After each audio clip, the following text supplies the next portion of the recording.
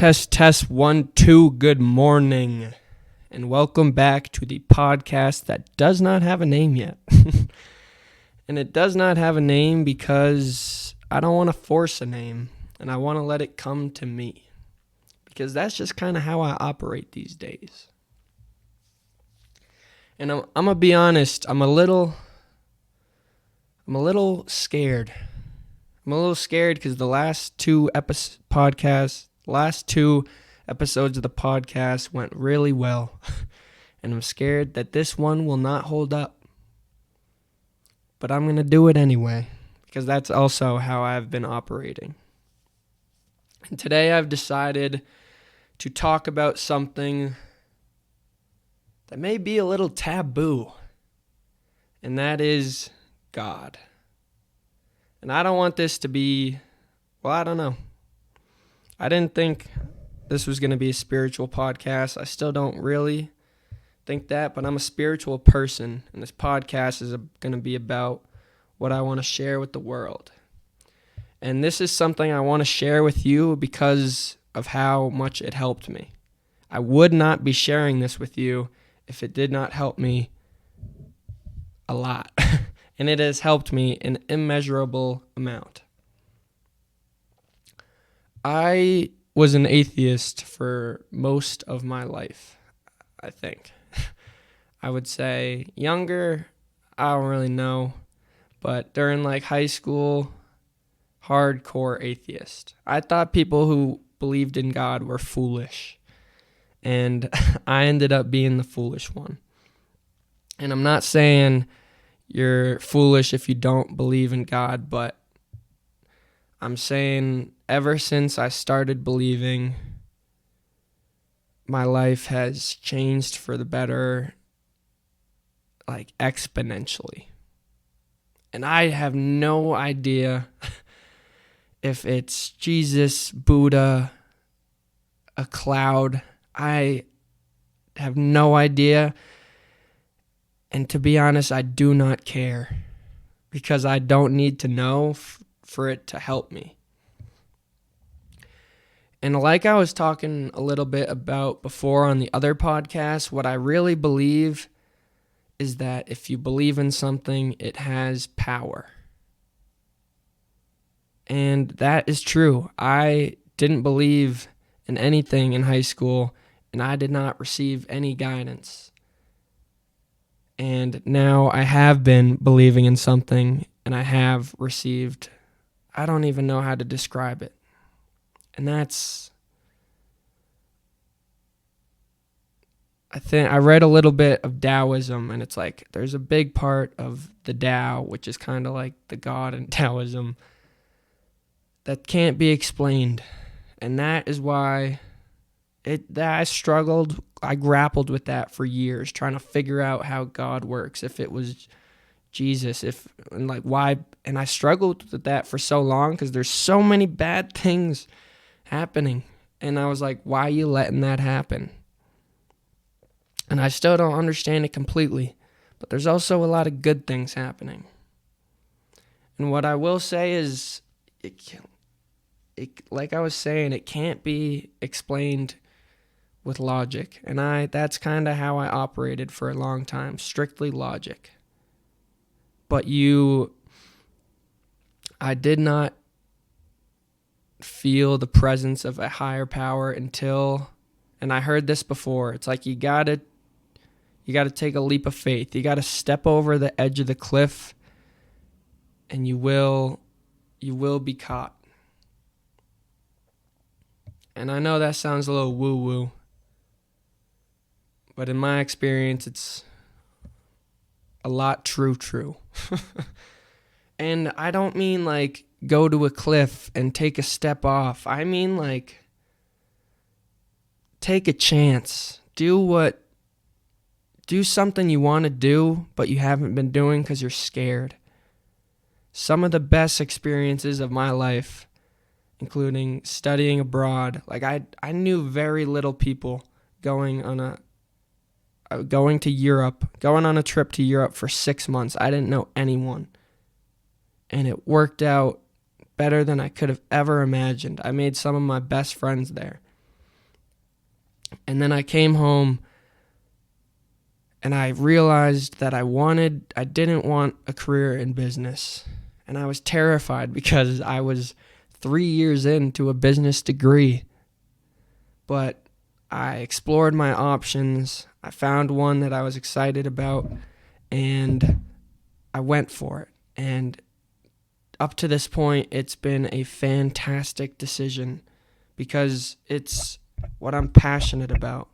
And it is scary because the reason I was doing business is I was playing it safe. I wanted a job that would make me money.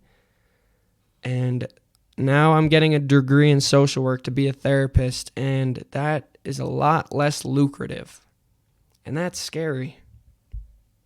But a quote I love, corny quote number 1 of the pod, is going to be, "The man who likes to walk will walk farther than the man who is walking to a destination." And in case you don't understand that, it's like if you're walking, it's like hiking. If you're hiking because you love to hike, you're going to hike. But if you're hiking to get to the top of a mountain, you might give up. And I believe that if you do something you're passionate about, you're more likely to succeed, even though it might not be as lucrative as a field. And then, so those are 2 examples. And the third is like I moved to Colorado because I had a feeling. And if high school me could hear I'm making major life decisions based off a feeling, he would think I'm a fool. And maybe I am. But I'll tell you, every time I do something that scares me, but I do it because like it's something I want to do and I'm excited about it, it's worked out. Everything has always worked out. And the same is true for you. You've gone through a lot of bad things in your life, and you're still here. You're still here. And I don't know. For me, I know there has been a lot of times in my life where I really didn't know if it was going to work out. And that's terrifying. And this believing in God, all it really is for me is taking a chance.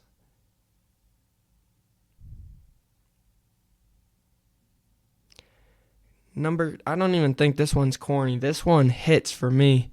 There is no glory in living small. Chasing your dreams. This podcast is a dream for me. That Instagram account I started is a dream for me. I've done stand-up comedy twice because that was a dream for me.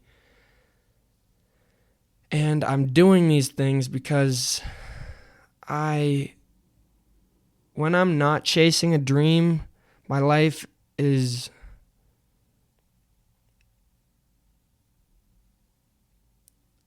a hell of a lot less exciting.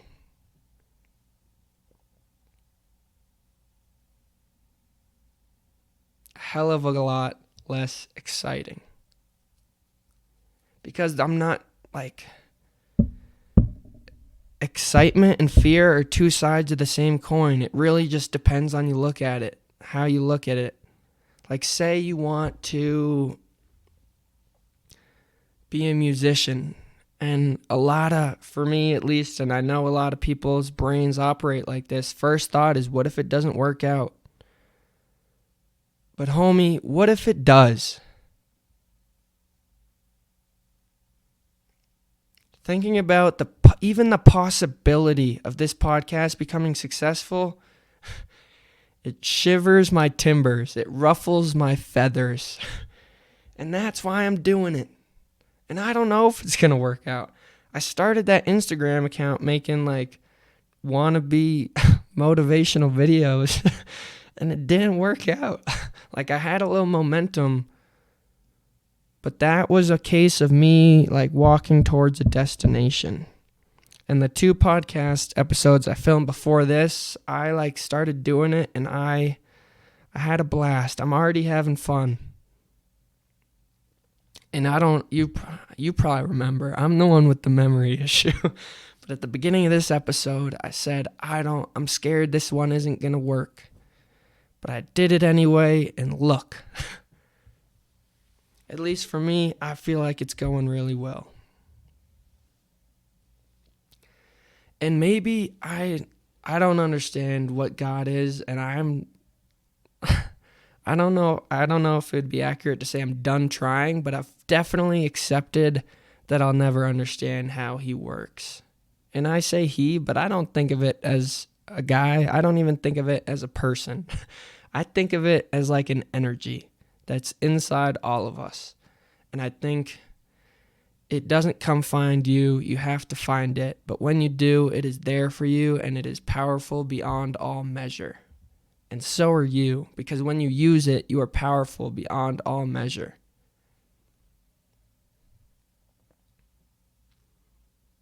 And maybe it's just the power of gratitude. Maybe that's God. Like, God's just an idea that I'm done trying to understand, because I tried for years and I got nowhere.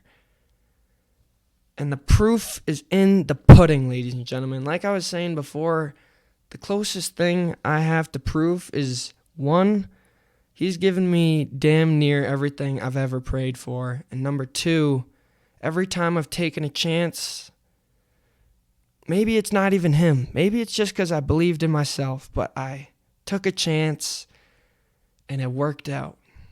And it's terrifying taking big chances. I just moved to Colorado knowing no one. But I'm here and I'm having a great time. I'm having a lot of fun enjoying the outdoors, the mountains, the hiking. Ski season's coming up and I'm extremely excited for that. Two reasons I love those things are, it's like exercise with other people is just so, I love it. And it's like, it's healthy and it makes you feel good. And I think chasing dreams is the same way. And maybe you're listening and you're saying, Wes, I don't got no dreams. And maybe you don't. But there's a quote, I think it's by Mark Cuban. It's like, if you don't know what you want to do, start pursuing yourself. Because that's how I don't know what I want to call it, my growth, my awakening, my whatever, like the thing that started sophomore year of college, where it's when I started working hard. That's what started, and that's the value of hard work. Hard work always pays off, and it's not always in the way you think it will. And what I mean by that is, like, I tried to start an Instagram account, and I was working hard, and it didn't work out. It didn't feel like that's what I really wanted to do. But it got me closer to realizing what I did want to do. And working out in the gym made me feel better about myself. Working harder in the classroom made me feel better about myself. And if you work on yourself physically, mentally, emotionally, that's another thing. Biggest thing I've probably worked on is like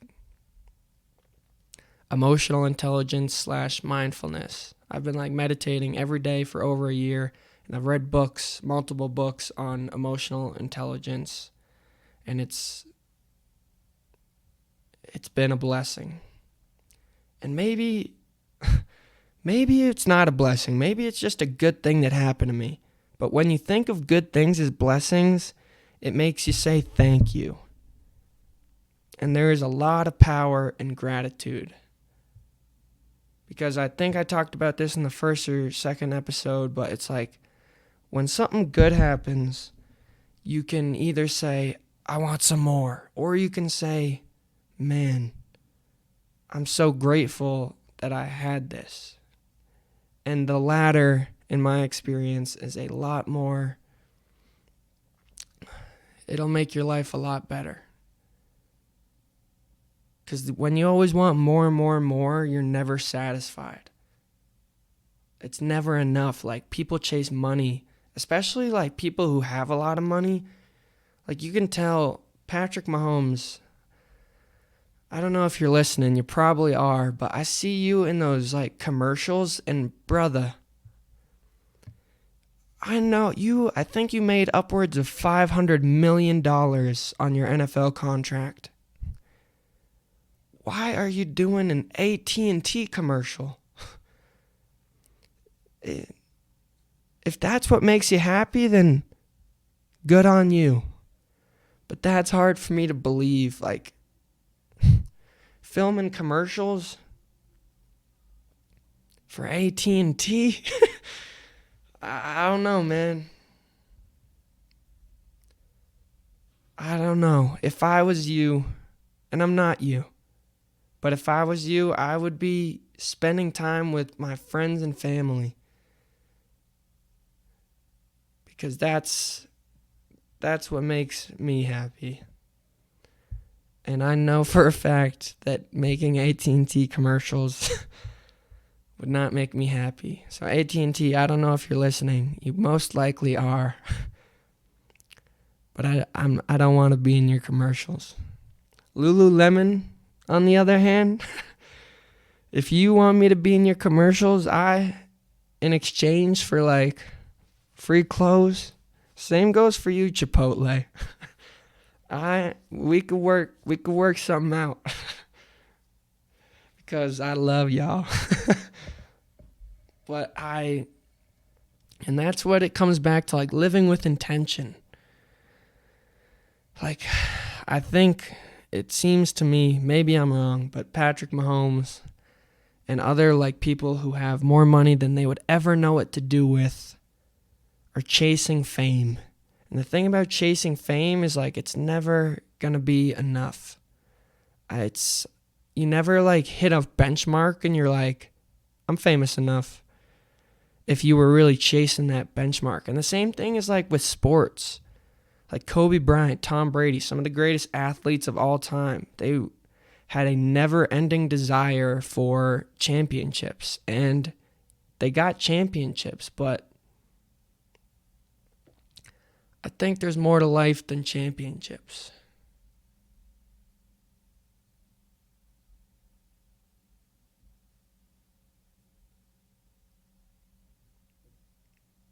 Life is not all about winning, in my opinion.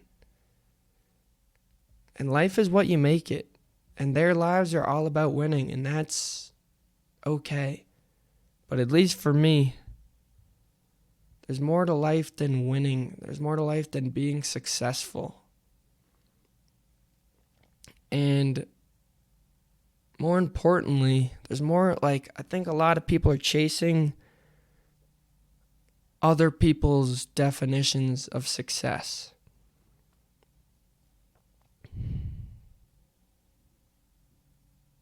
Like things like money. My understanding is that I just need enough of it to get by, and money is not what makes you happy. And I look these things up. I've done a lot of research on what makes you happy, and it wasn't money. And everyone says that. It's like money doesn't make you happy. Material objects don't make you happy. And I'll tell you what does. Let me find it because I was writing it in my notes app.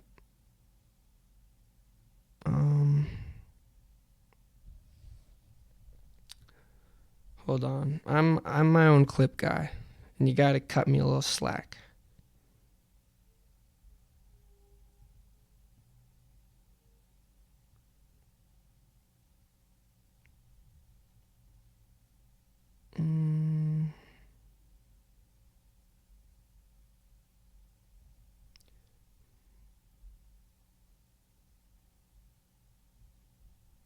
Gosh darn it. All right. I don't know if I'm going to be able to find it. You want to know how weird I am? I looked up purpose in my notes app, and about 20 notes came up. That's how much I think about purpose. And that's because purpose, I remember, is one of the things that came up. Oh, God, I really want to find this.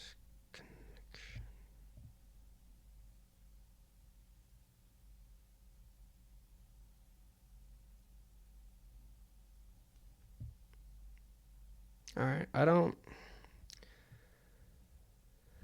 gosh darn it. All right, but the ones I remember are love / connection, like purpose, friends, family, and that's kind of the same as connection. But it's not money. It's nothing that's like material. And it sounds corny, but I believe it's true.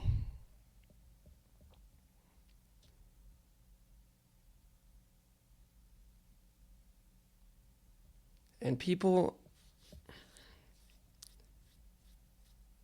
you get caught up in chasing the things you know won't make you happy.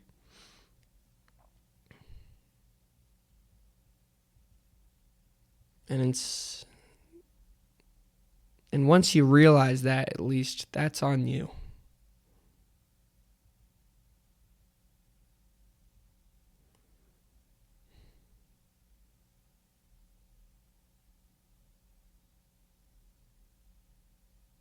I think the thing I want to talk about next is just more about the gratitude thing. And it's because every time when you think of good things that happen to you as blessings, like every time something good's happened to you, you say thank you. And you're grateful for it. And then it's also relates to like if you're always looking, and I think there's some power of when you recognize all the good things that happen to you, like you're more aware of all the good things that happen to you. And it works the other way too. If you focus on all the bad things that happen to you, it's the red car theory. That's what it is. And maybe that's all God is. I don't know. I don't think so. But I really don't know. And I'm okay with that. But the red car theory is, I think that's what it's called. But like, in day-to-day life, you see hundreds of cars, if not thousands, on like a day-to-day basis. And you don't really pay too much attention. But then once you're in the market for a car, you're like thinking about cars, it's all you can see.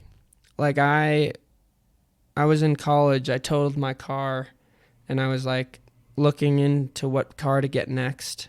And before that, I never really thought about Subarus or noticed them ever. But I think I was going to get a Subaru, and then that's all I saw.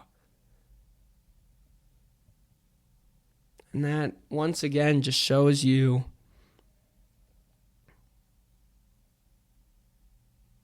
the power of what you focus on.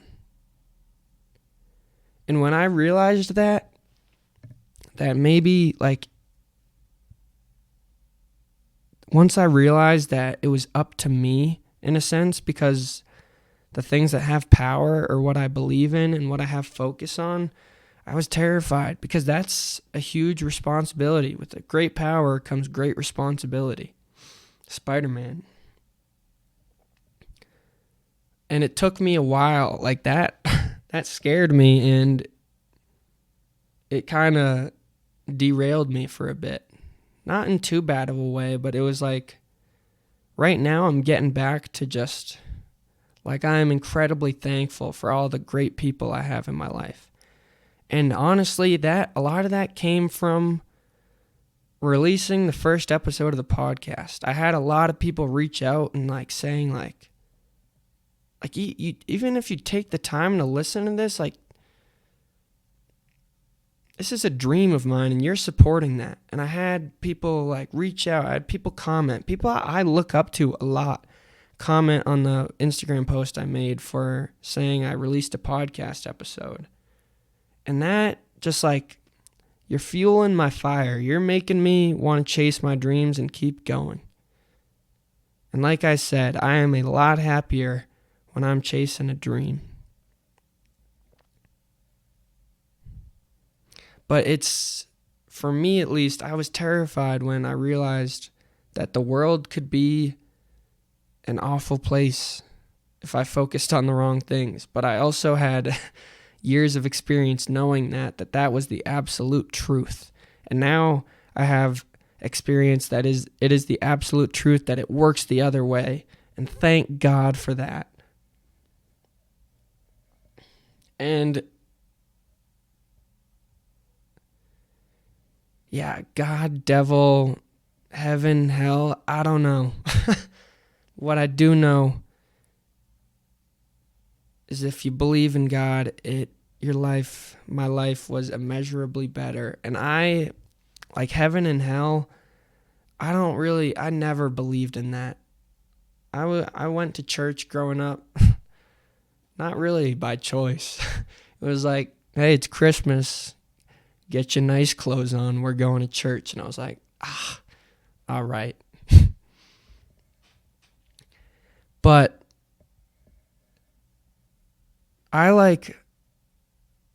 even now, there's 0% of me that believes in like heaven and hell in the sense where it's like you die and you go up or down and you stay there for eternity based on the decisions you made on earth. And there are a plethora of reasons why I don't think that's true. Number one is life is hard. And I don't think God is like, oh, you didn't succeed? Eternity in hell. Like, no. I don't think that's true.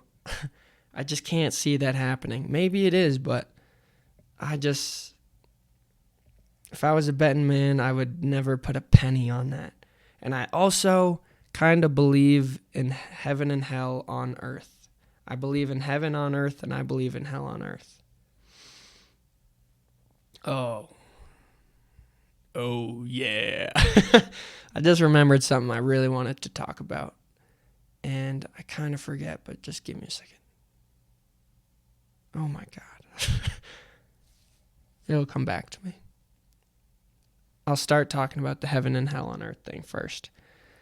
When I was really depressed and anxious, I just remembered again. When I was really depressed and anxious, every day was a struggle, and I don't think I was in hell per se, but at times it certainly felt like it. And now that I'm doing good, I just feel like I'm getting closer and closer to heaven on earth. I believe more in like enlightenment. And I think you get that through emotional intelligence, but the thing I really want to talk about is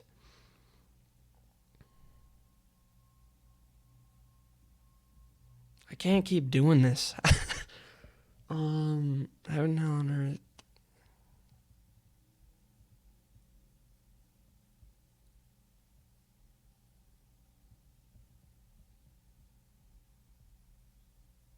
Shoot. I'm sorry, guys. I wanna have a constant train of thought for y'all, but that's just not the way the wind is blowing right now. And there's not anything I can do about that. So I can't really feel, I remember. I gotta say it before I forget. I was in class and there was a girl, and she shared something with the class that her dad said. And this hit home for me.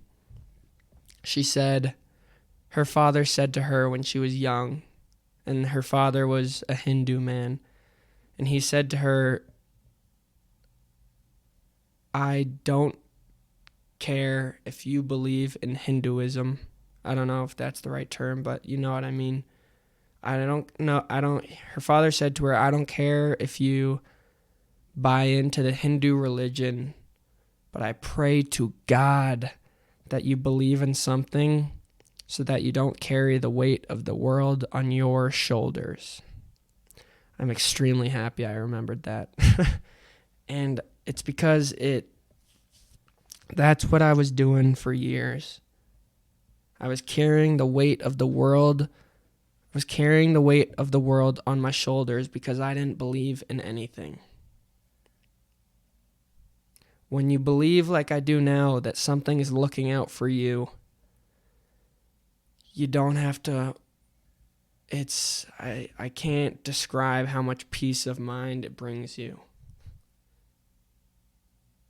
Because if you don't believe that and you walk outside, like, you have to be, there's so many things that could kill you instantly. You could get hit by a car, a plane could crash out of the sky. And some of those are more likely than others. But like, if you don't believe that something's looking out for you, like, you always have to be worried about something. And that's where I was for a long time. And feel free to do that, but I would not recommend it.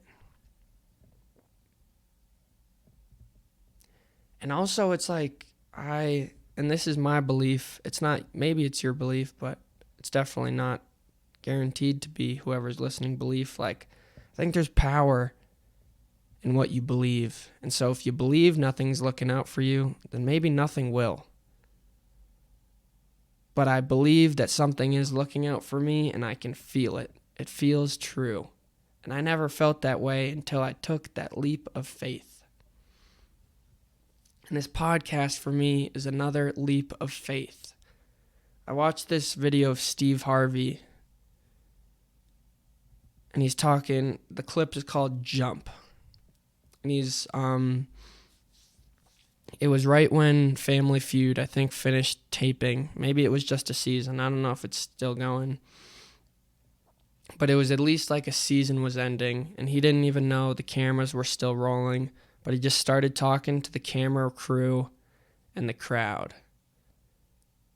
And I think he gave like a 5-minute speech, and it was called Jump. And that jump is kind of the leap of faith I'm talking about. And he believes, and I think I believe it too, that everyone in this world, me, you, Steve, we were all given gifts. And by gifts, I mean like things that we are good at. And I think purpose is finding out how to use your gift to help the world and make a little bit of money. Make enough money to get by. And that purpose is what makes you happy, among other things like love. And that's why you shouldn't just do something you're good at because you're good at it. You got to find the intersection between what you're good at and what you love doing. Because you are going to die.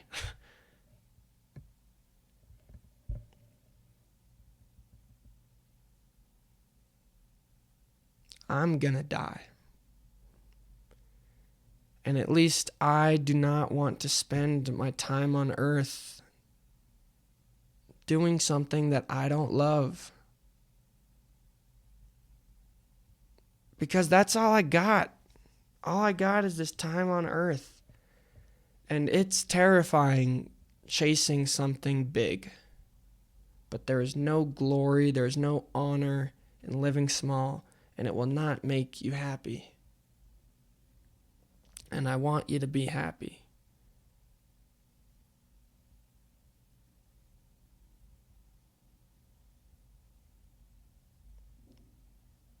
I dream of a world where everyone is like doing something that they're good at and they love, and it's just, I can feel how much of a better place that would be.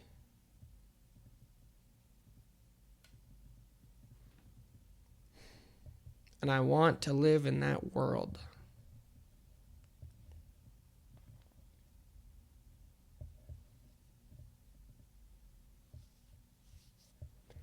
And it's terrifying, especially if you're like,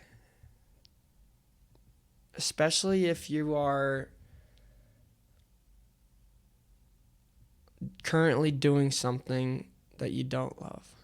And I was there. I didn't get all the way into the career part, but I got into the year after my junior year. I was working for an investment firm doing data analytics because I was good at it. But I didn't give a rat's ass about whether or not I didn't care about that company at all. And to be honest, I don't really think that company cared about me. They were giving me money because I was doing something for them. But it's not even something I really wanted to do. I was doing it for the money.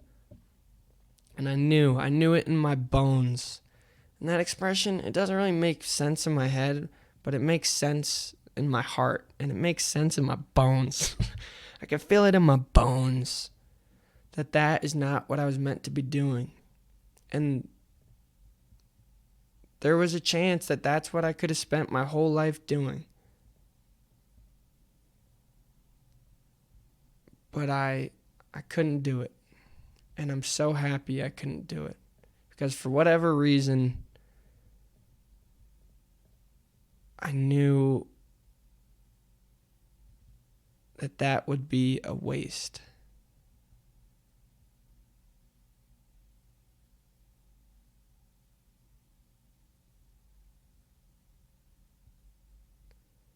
And I didn't, and I spent a lot of time scared because at that point I didn't know what the hell else I could do.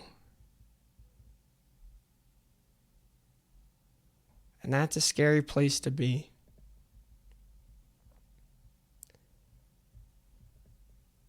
And you don't need to know right away. I think you just got to start working on yourself and have faith that it'll come to you. Have faith that you were put on this earth for a reason. That's another thing I want to talk about.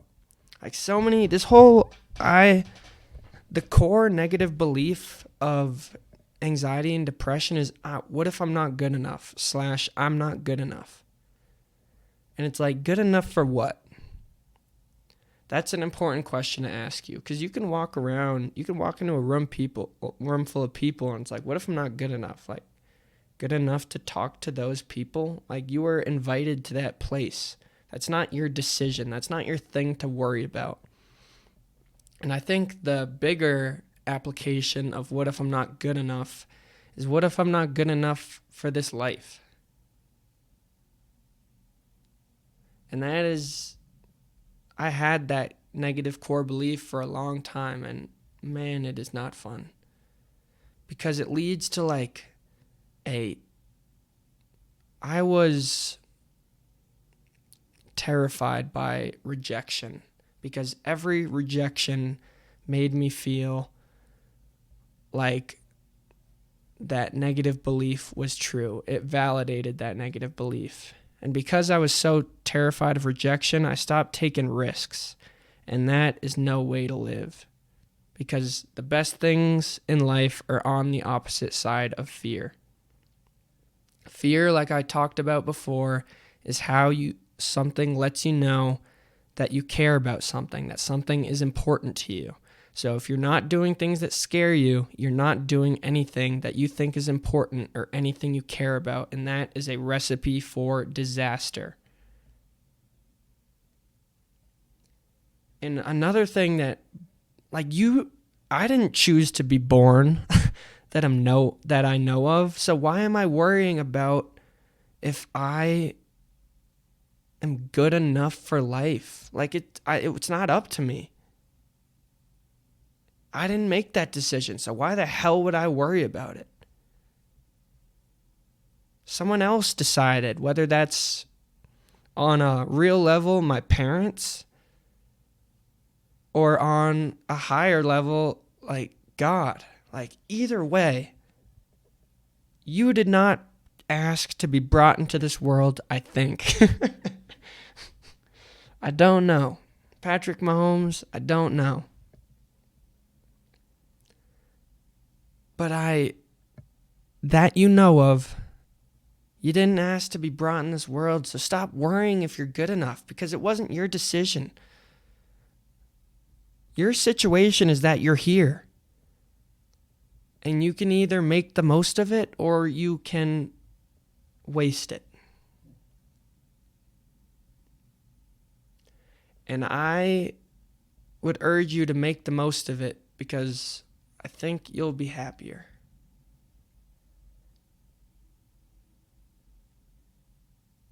And it's scary. I know it's scary. Doing something risky is scary, but guess what? You're gonna die. No matter what you do, you're not gonna make it out of this life alive. So you might as well do something that you actually care about. And if you fail, at least you fucking tried.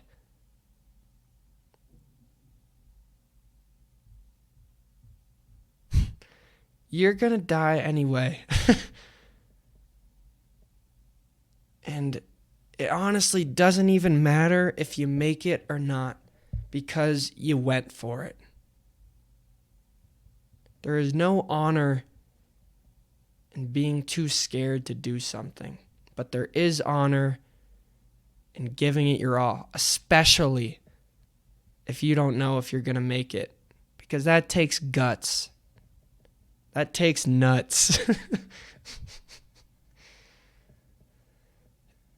And I'm joking around, but that is as true as it gets.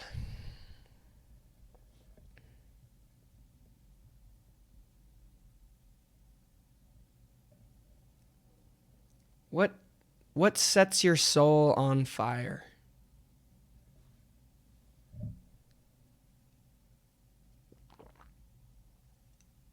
What makes you lose track of time?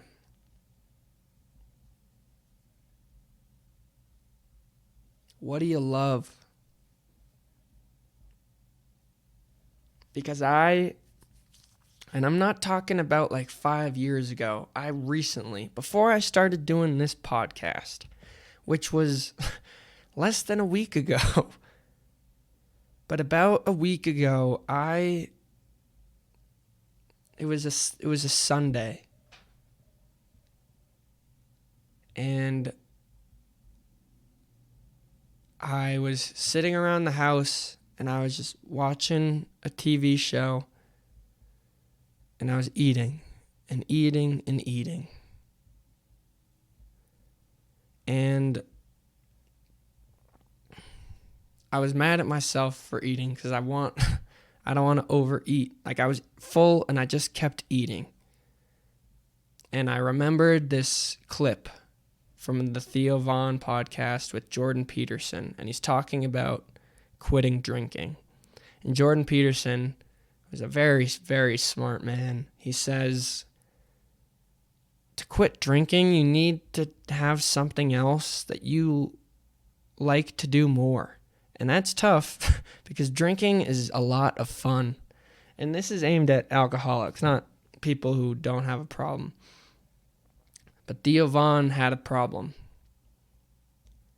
And in order to quit drinking, you need something better. And I was sitting around my house watching TV and eating because there was nothing better. Like, it makes sense why I was doing that. Food is very tasty. It's delicious. At least it can be. And I was having some good snacks. And it was delicious. And it's like, yeah, it makes sense that if you're sitting around the house and there's food around, you're going to eat it. But if I had went out and went skiing that day, I wouldn't be constantly eating because I'd be having fun skiing. You know what I mean? And I think that's the value of doing something that scares you / excites you. It's the same thing. The only difference is you get scared or excited when something is important to you. And the only difference is the question you ask yourself right after. It's, what if I don't get it? But motherfucker, what if you do? And David Goggins, one of the most inspirational men on the planet, I think I got that from him. It's like you start going for a run and you're like beating yourself up in your head. You're like, what if I don't make it? But just feel what goes on in your body if you think, what if I do? And at least in my experience, I get filled with like an excitement and an eagerness. It fills me with fire. It fills me with motivation. And it comes back to how you think about it. And for a while, I didn't think it was my choice what I believed in, but I no longer think that's true. And the way that you can make your beliefs a choice, it's like by backing up your beliefs with actions. And what I mean by that, an example would be like,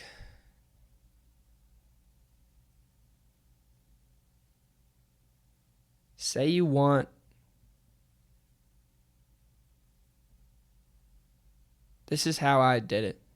I had a 30-hour drive from Boston to Denver when I was first moving out here. And I had a bit of a spiritual awakening in the car that I haven't really told many people about. I don't think I've told anyone about it fully. But I was like, I think, I don't know if I got it from somewhere else or I thought it through myself, but it's like, it was kind of goes back to that, like, you got to take a step over the cliff to find out. And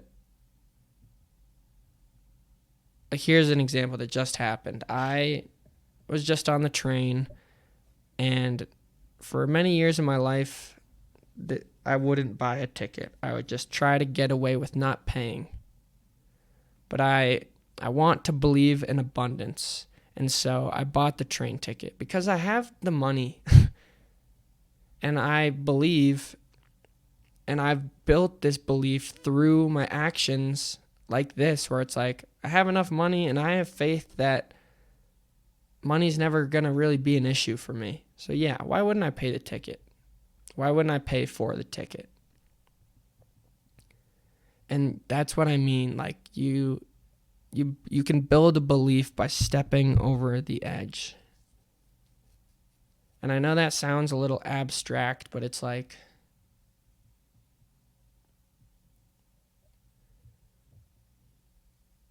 it's the same thing as like, if you want to be a nicer person, do nice things.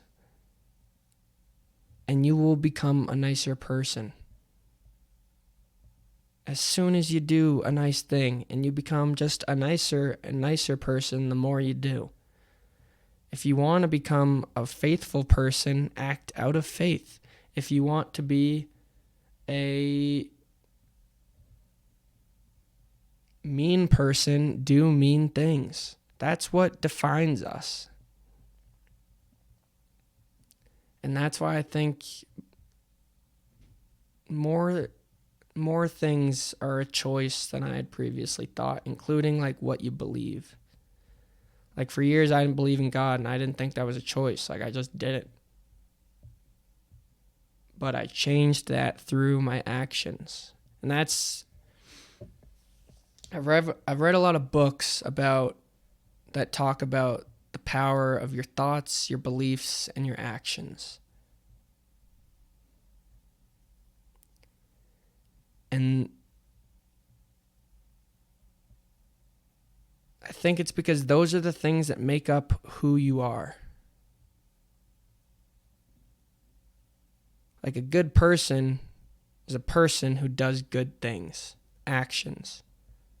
A nice person is a person who says nice things, words. And an anxious person is a person who has scared thoughts. And the more you buy into those scared thoughts, the more you have. But the more you defy them, you challenge them, the less you have. And that's the choice. And a lot of when I realized this was a choice is when I started meditating, because I realized I wasn't my thoughts. And I got this, there's a fantastic book called The Untethered Soul, where it's like, you are not your thoughts. And I know I talked about this before, but I'm going to talk about it again. It's like when you say you're walking down the street and you think like, oh, that person's ugly. Then you might be like guilty. But you might feel guilty that you thought that. But you didn't think that. In a sense you did, but you didn't create that. You didn't choose to think that. You're the one that hears those thoughts. And this is where I'm going to go next, because I want to. In that book, and I hope I explained this well, but if not, read the damn book, not some podcaster who's on his 3rd episode. But in the book, it explains this very well through a thought experiment. And I will do it on myself because there's no one else here. So I will be both people, and hopefully it's not too confusing. If I were to ask myself, who are you? I would say, I'm Wes McMillan. And then the other person would say, no, that is your name. Who are you? And then I would say, my name's Wes. I was born in Massachusetts, and now I'm in school to become a therapist. And the other person would say, no, that is your name, where you're from, and what you're currently doing. Who are you? And I would say, I'm a person. I'm a kind person. I like to make other people laugh. I want the best for everyone. I struggle with anxiety. And the other person would say, no. Those are some of your traits. Who are you? And I would say, I don't fucking know. And that's the point of the experiment. And like the person I'm talking to right now, like, I know this can be a little scary, and if you don't want to hear it, turn it off. But this helped me eventually. At first, it scared the living shit out of me, but it helped me eventually. And it's who you are, the person who is hearing this, Wes McMillan's voice right now. All you are is the observer of your thoughts, your emotions. No, you're the one who experiences your thoughts, emotions, and experiences. And like the body you're in right now, that's not you. That is what you are in.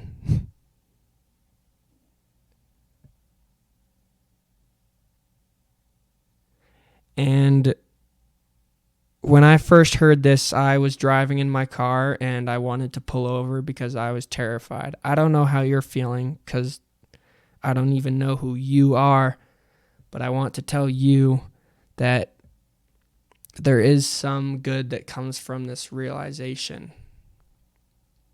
Because when you realize you're not your thoughts, you realize you can change them. And that can transform your whole entire reality.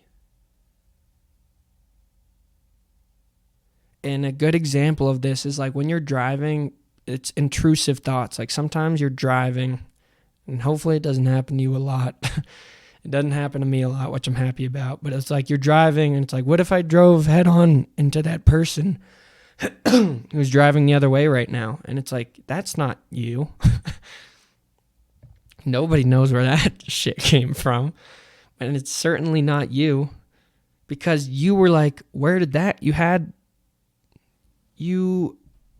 recognize, you acknowledge that is like not who you are. That is not like, you're not going to drive into someone head on because what if? Because you have values and you decide who you are. And that's the beauty. And there's a couple places I could go from here.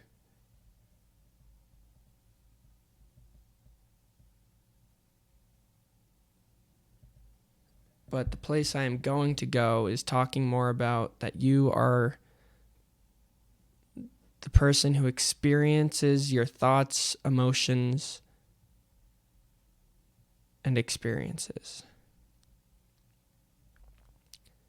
And one thing that implies is like you are not the things that happen to you either. We let the past and the idea of the future control who we are, but that is not who you are. That is just something that happened to you.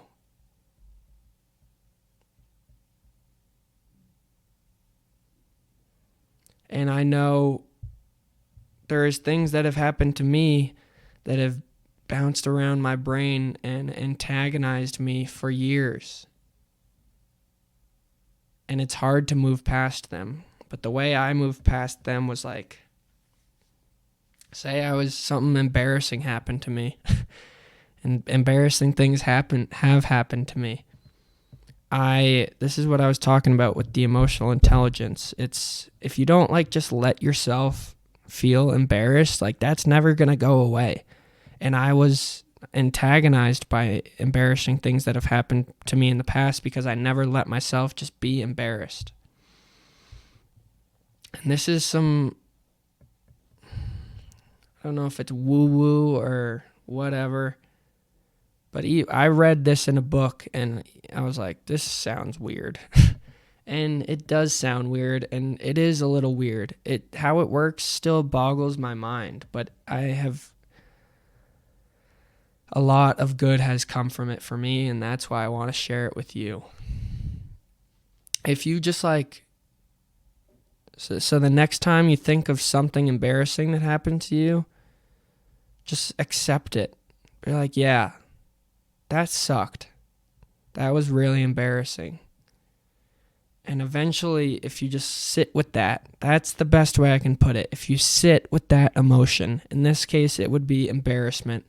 That emotion will like run out. Picture it as like a candle. That's an embarrassment candle. And sitting with it is the equivalent of like lighting it. And once it runs out, like you will no longer be bothered by that embarrassing thing. And if it was something that like bothered you a lot, that changes your whole entire life. Because you no longer let that define you. And that's what I'm talking about. Like, you gotta process things. You can't run away from your emotions because it doesn't work.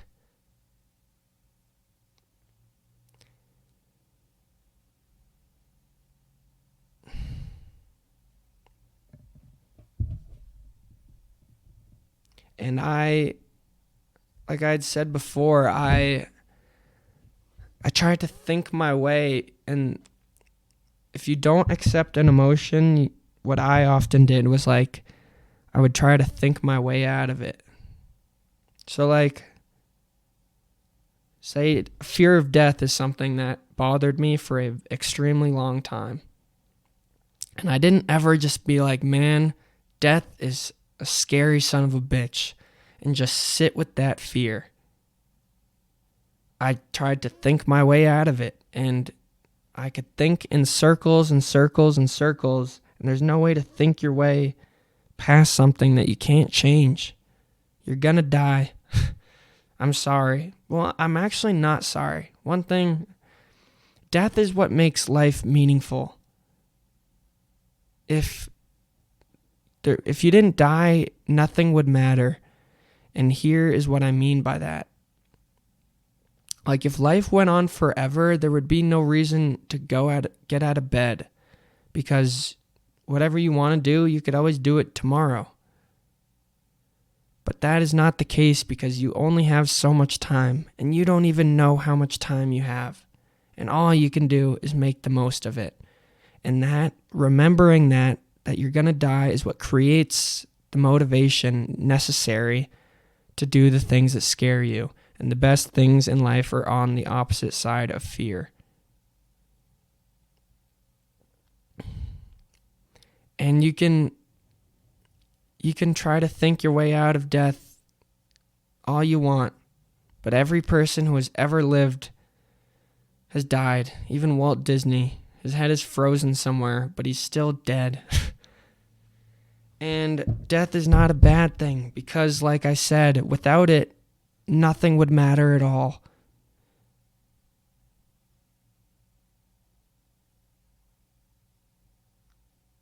And I hope that makes sense. But I spent once you just let yourself be scared or embarrassed or angry or guilty, that candle is going to run out. And if it's something that's been bothering you for a long time, it could change your whole life. Because it changed mine. But it's up to you. Nobody's going to make you do things that you care about. Nobody is going to make you start making the most out of your life. If you want to waste it, go ahead. No one is coming to save you. And that's another thing that might seem scary, but once you accept it, you can start living life how it's meant to be lived. I think that was about an hour. I don't know where this podcast is going, but I like making it. And I think that's all I need to know. And if you're still listening, from the bottom of my heart, I love you and I thank you for listening. Because making this podcast is me chasing a dream. And chasing that dream makes my life more exciting and makes me a whole lot happier. And honestly, I know I talked about this before, but even if this never blows up, I don't need this to blow up for that to be true. Because I'm still chasing it. It doesn't even matter if this blows up. Because I'm trying. I'm going for something. And that takes guts.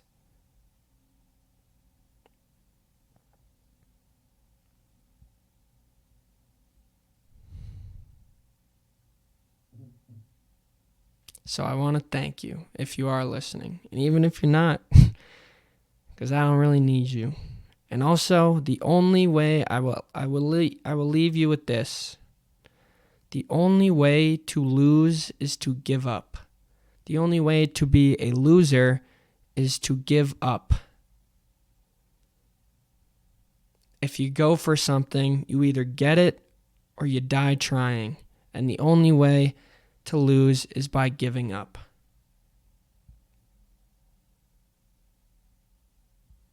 So if you're thinking about going for something and you're like, what if I don't get it? That doesn't matter. All that matters is that you go for it. Because that means something. And that takes courage.